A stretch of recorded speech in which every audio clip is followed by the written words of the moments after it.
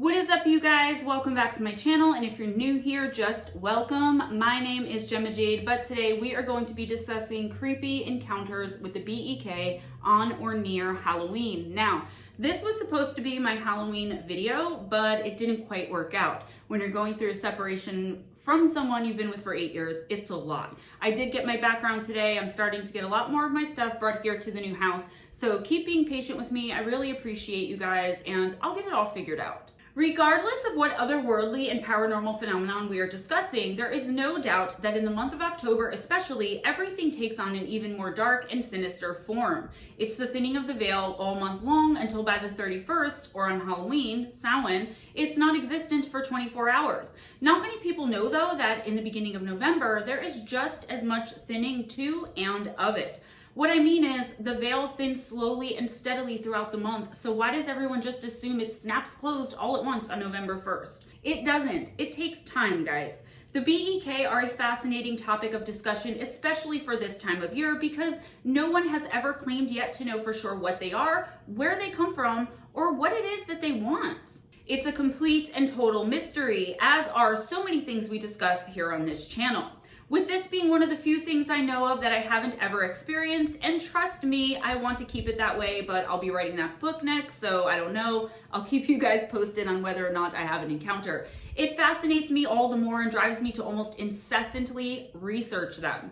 I have come to understand that, for whatever reason, they seem to be very active on Halloween night and in the days before and after. And in fact, I found several people who have claimed to have encountered them on October 31st specifically, or again, within a few days. Could that be nothing more than mere coincidence?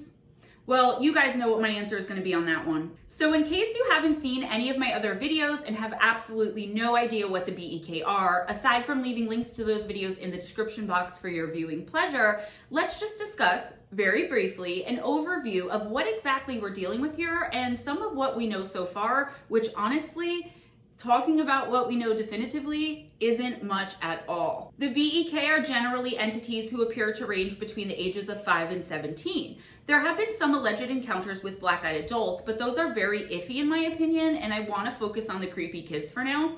So, from far away or in the dark, these kids appear to be somewhat normal, despite some pretty obvious things that stick out as weird or just wrong somehow.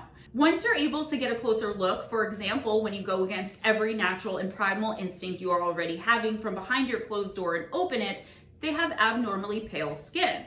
They are usually dressed one of two ways, either in the fashion of the times or in clothing that is completely, and again, quite obviously, outdated. Also, regardless of what time period their clothing is from, it's almost always very much like raggedy, in rags.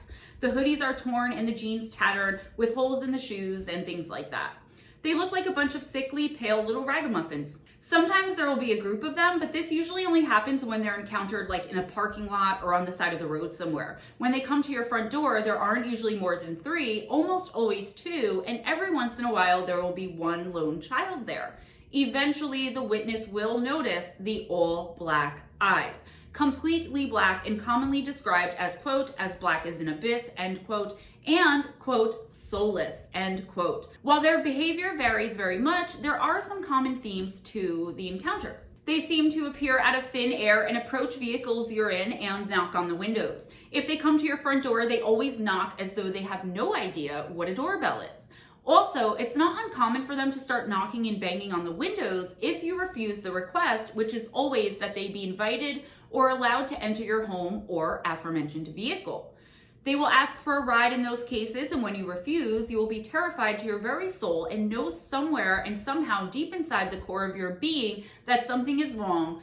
They will become angry, they will become aggressive. One will undoubtedly be the spokesperson while the others awkwardly stand there and don't say anything. Aside from, of course, the telepathic communication that obviously is taking place between them during the entire exchange with you.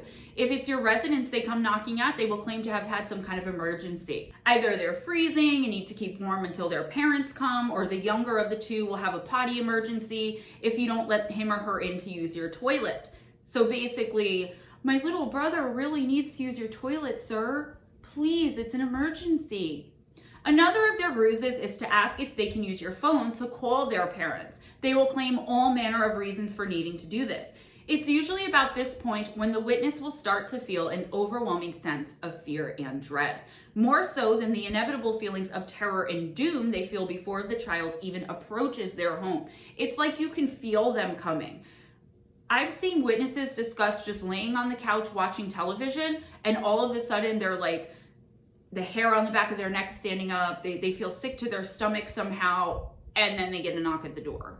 That's their body telling them that the energy around them is wrong. These kids are wrong. So there is a sense of evil and menace that emanates from them, and most human beings only feel this instinctually and don't understand why the very sight of some kids is making them feel this way. There is an overwhelming urge to slam the door in their faces and run and hide somewhere far away from the door. It seems as though, and there have been encounters where one of the BEK have stated this as a fact, they cannot come into your car or home or personal space without an invitation. There have only been a few reports of people who have let them in, and I'm skeptical of all but one, and I've already covered that one in another video. So lock up your doors and windows and go hide in your closet until sunrise, folks, because today we are going to hear some encounters with the black-eyed kids that have been had on, near, or around Halloween. Let's jump right in.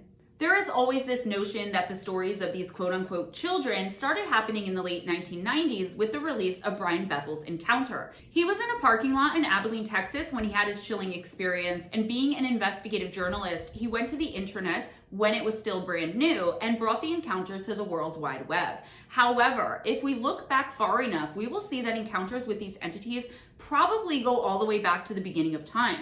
There is also the false assumption made that they are nothing more than a mere urban legend. However, that isn't true, because an urban legend is a story that happened to someone somewhere, and there are no witnesses ever to the event except your uncle's, nephew's, brother's, cousin's friend. There are more witnesses to this phenomenon than one can count, and many are available to give interviews. Maybe they're more like folklore, but I prefer to call things as I see them, and they are an unknown, lower vibrational, possibly pure evil and even demonic or even extraterrestrial entity that scare the crap out of us and that we basically know nothing at all about. At least nothing that can be proven or definitive anyway. Our first encounter takes place a day or two before Halloween and comes from Portland, Oregon in the United States. A man said that his neighbor hadn't put out any decorations, and usually his house had the most of anyone in their entire neighborhood. Since Halloween was a day or two away, our witness claims he jokingly told the neighbor he had better get a move on putting up his decorations or he wouldn't be finished by Halloween night. The neighbor looked at him with an absolute look of horror on his face and, in a somewhat conspiratorial whisper, replied that he would not only be keeping his house dark that Halloween, but also that he was never decorating or celebrating Halloween ever again. He attributed this to something terrifying that he claimed happened to him the year before on Halloween night. When our witness asked him what had happened, his neighbor explained to him that the previous year on Halloween night, he had heard a knock at his door. Though it was much later than usual and the kids were banging on the door instead of ringing the doorbell, he decided that since he hadn't turned off his lights yet, he would go and answer the door and make these his last trick-or-treaters of the night. He just assumed, and rightfully so, that that's who it was doing the knocking. When he opened the door, however, he saw that there were two kids just standing there, staring at the ground, not wearing any sort of costume that he could make out. He claimed the neighbor said the kids' eyes were, quote, as black as obsidian, end quote. Our witness goes on to explain, quote, he said one was probably around 13 to 14 and the other around 16 to 17, both boys. They weren't dressed up, but he remembers the older one was wearing a flannel checkered shirt. He was immediately overcome with uneasiness, like opening the door was a huge mistake. They just stared at him and he noticed they had really big irises and dilated pupils. He couldn't even see the whites of their eyes, so he figured they were contact lenses. He was frozen there holding the candy bowl like he couldn't slam the door in their face as much as he wanted to. So he nervously tried to smile at them, hoping they would quote unquote break character and ask for candy or something. The younger one said they had gotten lost and needed to come in and use his phone. That was when he closed the door more than halfway on them and said, no, sorry. And the older one said something like, can we just wait in your house till our parents come and get us? But by then he was convinced that his life was in danger and that these kids must be high on something or intending to rob him. So he just kept mumbling under his breath, no, sorry, good night, as he inched the door closed and finally locked it. He told me he was so effing scared at that point that they were going to try to break through one of the windows or something, but he looked through the peephole and they had turned to leave. He watched TV with his volume really low for the rest of the night so he could hear any sounds at all, and he said he stayed up till like 5 a.m. because he was too scared to go to bed and to drop his guard. The whole time he's telling me this, I'm thinking, oh my God, this sounds so familiar, just like the Black-Eyed Kids urban legend. Then I thought, hey, maybe this dude is trying to scare me because after all, he does have the Halloween spirit. So I'm looking at him incredulously, but trying not to seem too gullible. So I'm like, man, that is really crazy. Sounds like the Black-Eyed Kids. He just looked at me blankly. The what? Is that a movie or something? I said no, but told him to go and look it up online. Like an hour later, I get a knock on my door and admittedly almost jump out of my skin thinking it's one of these demon children. It was my neighbor and his eyes were freaking huge. He swears to me up and down that he had never heard of the BEK before and it's so similar to what had happened to him. So we talked a while longer and I told him that quite a few people probably know about the urban legend and it's possible it was just teenagers with black scleral contacts trying to freak people out on Halloween, which would be genius, by the way. But he said the fear he felt was so primal and came over him the second he opened the door for them. Anyways, guys, beware, I guess. Halloween would definitely be the perfect cover for them, end quote. What an absolutely an alarming, terrifying thought. The Black-Eyed Kids hiding under the perfect cover of Halloween, using our very own traditions and fun times against us. I noticed the man who actually encountered them didn't feel any of the normal foreboding before opening the door, and in fact, he did so without so much as a second thought. Could this be because it was Halloween? And I mean, on Halloween, we're always, even if in some small way, looking for a good scare. I don't know. Another person from Reddit claims that she also had an encounter with the BEK on Halloween night. Our witness claimed to have never even heard of this phenomenon before she witnessed them firsthand. She reported having noticed how slow the night was as far as trick-or-treaters were concerned. According to her, her doorbell almost never stopped ringing in all of the years she had lived in this particular residence on Halloween night. Her husband went to go and take a shower at around 10 p.m. and she then took her dog, Chloe, out into the front yard. As she was getting ready to do this though, she heard a knock at her front door. She immediately thought this was strange because they had a doorbell and she knew it worked because it had been ringing when the last trick-or-treaters had come throughout the evening on the same night. She too, just as the guy in our last encounter did, thought it was just kids who were out a bit late and who didn't want the fun of the night to end. However, she saw her dog behaving very strangely right as a feeling of dread and terror slowly crept into her. It was out of character for either one of those dogs not to be barking and jumping and wagging their tails at the door, regardless of if someone had knocked or if someone had rang the bell. They were dogs and they were friendly and they loved when company was over. However, they were now cowering in one corner of the room and almost moaning as though they were in some sort of physical pain and or overcome by fear. She looked out the peephole of her front door and saw a dark outline of two young children. The only light at this point was her porch light, so she couldn't make out much more than that. The only light at this point was her porch light, so she couldn't make out much beyond that. It didn't escape her notice that the kids were simply wearing regular clothes instead of Halloween costumes, and this elicited a fear and dread in her that made no sense to her. She also considered they were seemingly very young to have been out so late and all by themselves, regardless of if it was Halloween or not. The girls seemed to be around 11 or 12 years old, and the boys seemed younger, like around 8 or 9, she said. She stated of the encounter, quote, "The girl very politely spoke up. 'Ma'am, can we please come inside and use your phone to call our mom?' As she spoke, something in the pit of my stomach was telling me something was wrong. What kid, even at that age, doesn't have a cell phone of their own these days? I couldn't remember the last time I'd had anyone ask to use my home phone. Hun, don't you have a phone of your own you can call your mom on?" I asked. This was when things got really weird. Both kids turned to look at one another like they were going to say something to one another, but neither spoke. They both turned back to me and the girl said, "Ma'am, my cell phone battery doesn't have any of its charge left in it. Can we please come inside and call our mother? We're alone out here and my brother's scared." I have to admit, there were two competing feelings going on inside of me. The first, that of a mother's heart that wanted to help these two small children get to their mom. The other, a sinking fear in my gut that was keeping the other feeling at bay. It was then I noticed that during the short conversation, I'd already opened the door a few extra inches, which I was completely unaware of doing. I stopped. "Honey, why don't you give me your mother's number and I'll go call her for you myself." Another pause and they again looked at one another. After a short moment, they turned back to me and the girl said, "Ma'am, my little brother has to use your bathroom. Can we please come inside while you call our mom yourself?" And with that last statement, the little girl moved closer to the door like she was just going to walk on in right past me. As she did, she stepped into the light coming from inside the house, and I got my first real good look at her. Solid, jet black eyes. That's all I could see. I could feel every hair on my arms and back of my neck standing at attention. I closed the door to where just my face was able to stick out. The little girl stopped and again pleaded, "Please, ma'am, we're both really scared and alone out here. We have to come inside. Please help us." Then, almost as if it was on cue, both kids began to whimper and cry. That's when fear completely took over and I shut and locked the door. "I'll call your mom if you give me the number," I shouted through the door, "but I'm not letting you into my house." I could still see them standing there on the porch, just staring at me through the beveled glass pane. Part of me wanted to run upstairs to my husband, but the bigger part didn't want to lose track of where they were. That would have freaked me out even more to not know where they were. After what seemed like forever, but probably was only a few seconds, I decided I'd call my neighbor that lives across the street. As I made my way to the side table by our couch to my phone, I glanced at the back door. Chloe was nowhere to be found. We later found her in the guest room under the bed. When I got to my phone and started to look for his contact info, it was only then the kids stepped away from the door and began to walk to the street. As they did, I walked to the door to get a better look to see where they went, still not calling my neighbor.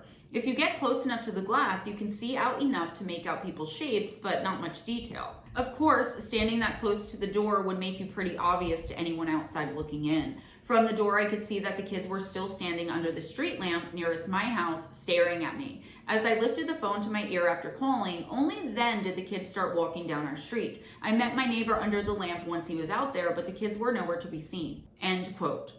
Okay, what the French toast, guys? I don't know. Sounds creepy, and it also sounds like nobody else in the neighborhood got a visit from them, right? I mean, the neighbor didn't even see them. So this is another kind of thing that always seems to happen with them, where the minute you take your eyes off them, if they're not creepily staring at you from somewhere on your property, they're gone. Our next encounter is from a young man who said it was just a day or two before Halloween when he decided to walk 3 blocks to the corner store to grab something.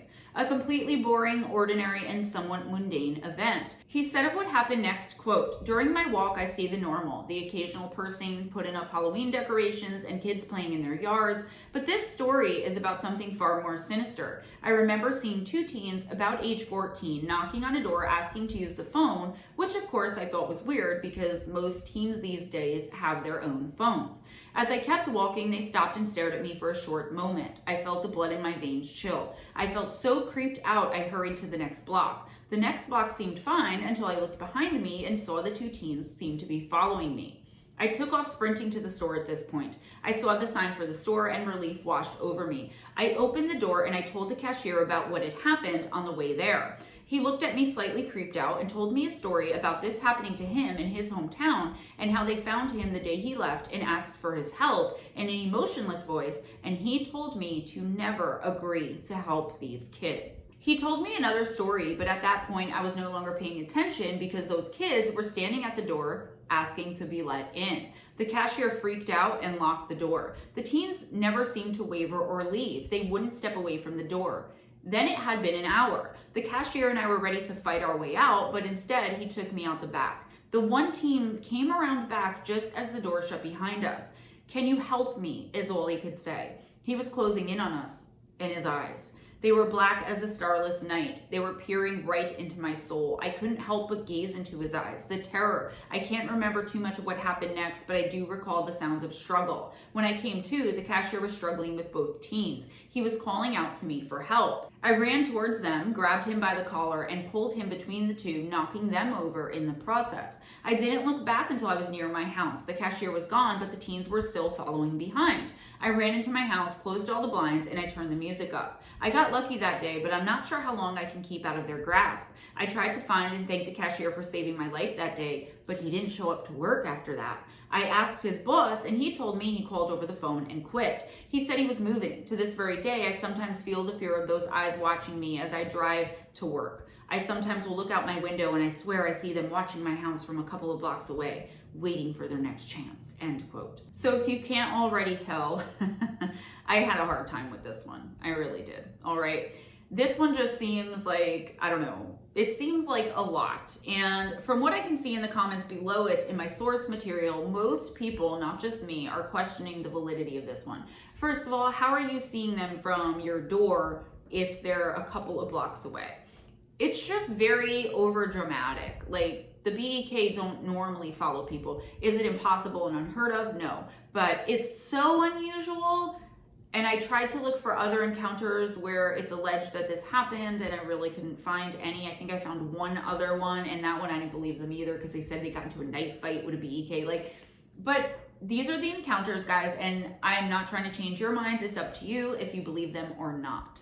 I'm in no position to be calling anyone a liar or questioning the authenticity of an event that they claimed happened to them that was absolutely bone-chilling.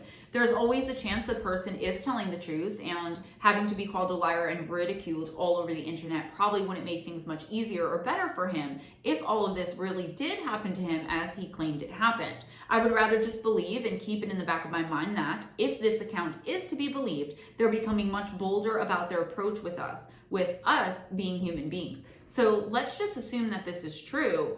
Then they're definitely becoming bolder if they're following us, right? More brazen, which is something I talked about with the Fae, with the Glimmer Man, and with several other entities that I feel like they're coming more to the surface, so to speak, in our more modern years. I would say like the past 10 years, but especially like the past 2 years. It seems almost like the pandemic. Since the pandemic, they're coming out of the woodwork, literally. Our final Halloween account is another one I saw on Reddit, and it also happened right before Halloween. In the middle of the night, one night, right before Halloween, our witness said she was awoken in the middle of the night to her dog Lucy incessantly and rather aggressively barking. So that's a general and common theme here too, that your pets, dogs and cats specifically, will go absolutely manic and crazy when they even sense that these entities or these children are near. At first, she didn't think too much of it, as this wouldn't be the first time Lucy had done this in the middle of the night. Side note real quick, guys, if your dog is behaving this way either once or even worse on a semi-regular basis, you may want to not ignore it, as remember, animals can see and hear and sense and smell things that we cannot. I would take this as a warning. Always be on the safe side, better safe than sorry, and at least get up to investigate. Personally, I would rather be wrong about it and have to get up out of bed than have my dog being possibly tormented by something in the night that I can't see or protect it from. But that's just me, and I'm a cat owner with no dog, so I don't know. Just a thought. Anyways, after several minutes of the barking though, our witness claims she got up and out of bed to see what in the world all of the fuss was about and to try and figure out what had her normally quiet and gentle dog behaving in this manner. Even though Lucy had done this before, it had never gone on for this long, and she was now starting to think maybe there was an intruder or something else sinister lurking in or around her home. She quickly noticed that the dog was at the front door barking like this at it, and she almost mechanically went to unlock the deadbolt so she could open the door and show the dog there was nothing there. As soon as her hand touched the lock, the dog flipped out. Lucy launched herself at our witness and then ran into a corner of the room to cower in fear. Almost immediately and seemingly out of nowhere, Lucy lunged at her. She was overcome with a sudden and inexplicable fear unlike anything she had ever felt before, being our witness. It was almost incapacitating. Her heart was racing and her knees were suddenly weak. She was sweating and shaking and said of what happened next, quote, "I looked through the peephole. I can't explain why I looked, but I did. Outside were 2 kids. One was just a smidgen shorter than me and didn't look much younger. I'm 21 and she looked to be 16 or 17. She was slender and super pale. Her hair was a light shade of honey blonde, and she wore it long, about mid-back, with long, thin, blunt bangs in the front that covered most of her eyes. She wore jeans, a light wash that's popular right now, and a thin-looking olive-covered pullover-style hoodie. She held the hand of a small girl who looked to be around 3 or 4 in the same style jeans and button-down ivory cardigan." It's very specific on the clothing there. The smaller one looked at the floor shyly, but had that same shade of hair tied back in a ponytail. She held a stuffed toy under her free arm, and it was identical to one my daughter has, as was their style of dress. Had it not been for the feeling of overwhelming dread and fear, I probably would have asked these children in and giving them some tea or hot chocolate to get them out of the bitter cold. But something about them seemed off. At this point, I hadn't made any noise. I hadn't shushed the dog or grumbled, nothing. I hadn't turned on any lights. These kids had no indicators I was at the door.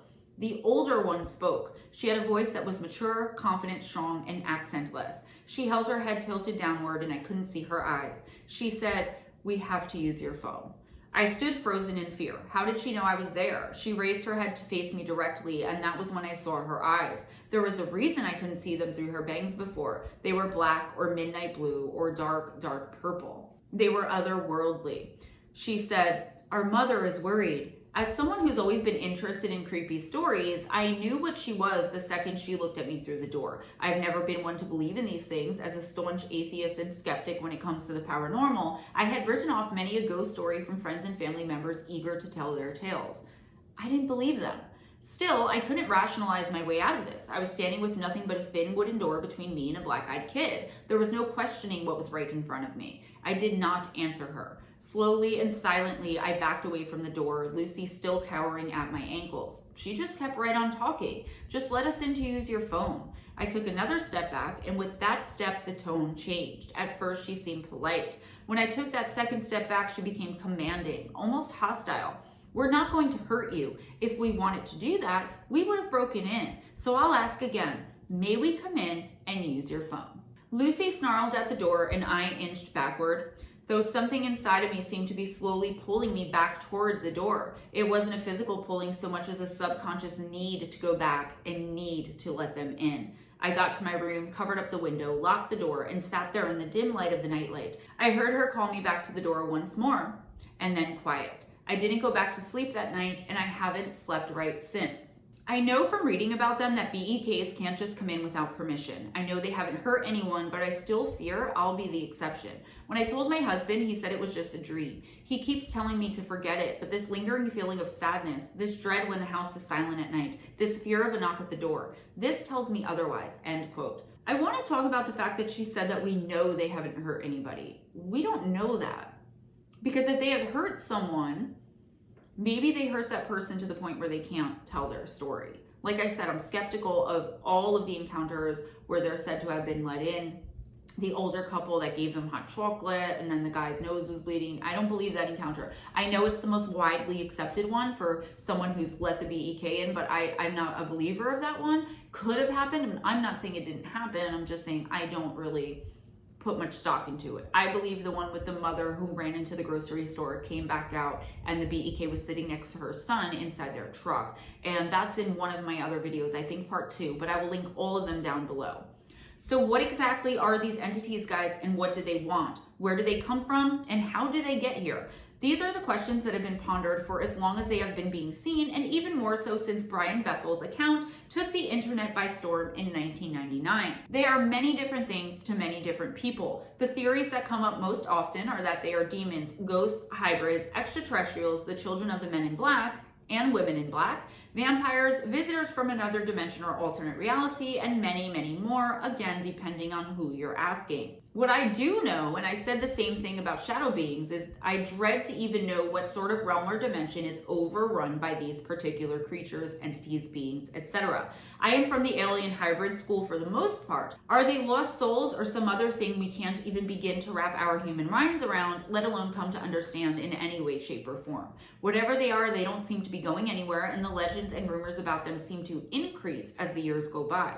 At first, it seemed like a very American phenomenon, at least on the surface. However, if you dig just a little bit deeper, you'll quickly come to find that that isn't true at all, and not by a long shot either. I don't posit the question, as most people I come across do, as if, are they real or not, right?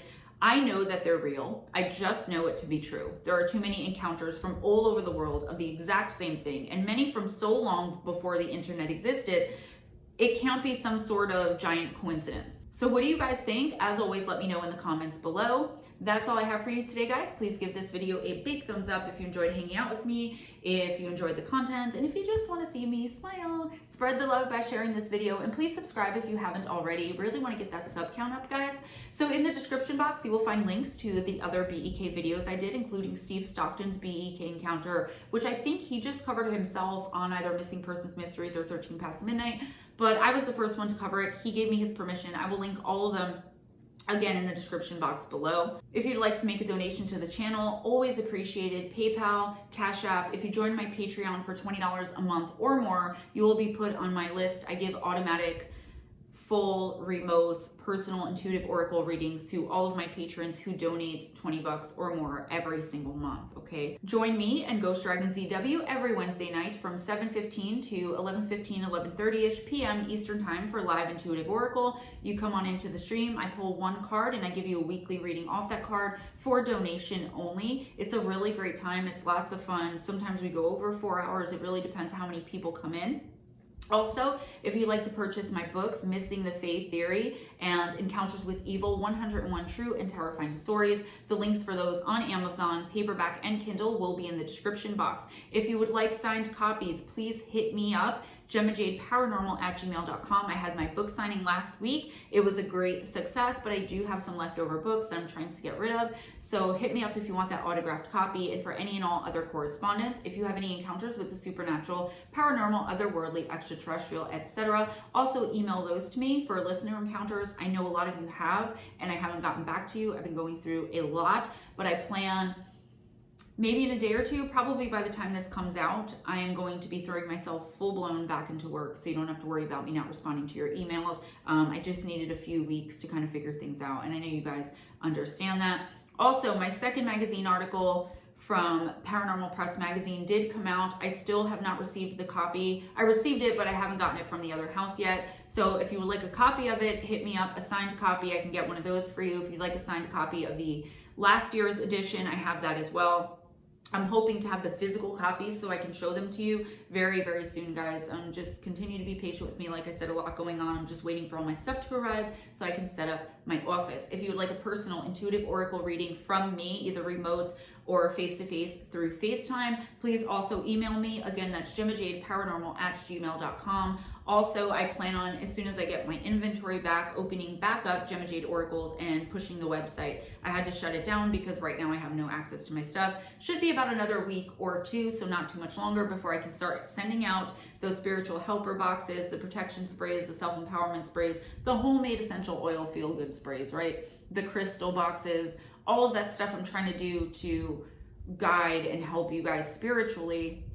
As soon as I get it all moved to this house, we will be right back on track, and it's not going to be that much longer. I really need to grow this channel and my business, guys. It's super duper important now more than ever. So anything that you guys can do to help push the videos out, recommend the channel. Don't forget, on November 6th, which is Sunday, I will be on the show Disembodied Voices on the Paraflix network. Now, if you don't want to join for a monthly with Paraflix because it is a little expensive, go on in to whatever you use to stream and get the free trial. They give a 3-day or a 7-day free trial. I think it's 3 days. Get that on the 5th, on Saturday, so that you can watch my episode of Disembodied Voices on the 6th and then dump it. Not being mean, it's just a lot for a brand new network. Like, it's more than Netflix and it's brand new. So Paraflix Network, the show Disembodied Voices, season 3, Sunday, November 6th, you guys will see me there. I will try to put the times in the description box, or I will do a reminder video on Saturday because I really want you guys to check that out. I hope with bigger ratings, my name can be pushed out more and I can start doing more things like TV shows, interviews, other people's podcasts. If you guys know anyone that would love to interview a best-selling author or a physical medium or someone who reads Oracle, if you guys know anyone that wants their Oracle read, please let me know. And again, as soon as I have access to the inventory, get the business back up, and we'll be able to put the website up because I wasn't able to do that because of everything that happened. Be kind to each other, guys. It doesn't cost anything. Be kind to yourselves and never accept anything less than others being kind to you. If nobody told you today, you're amazing, you're awesome, you're worth it, you can do it. You are just an absolutely spectacular person. You're beautiful inside and out, and anyone who doesn't see that and tell you that on a regular basis probably shouldn't be in your orbit. Always go in grace, smile at a stranger, and I'll see you guys next time.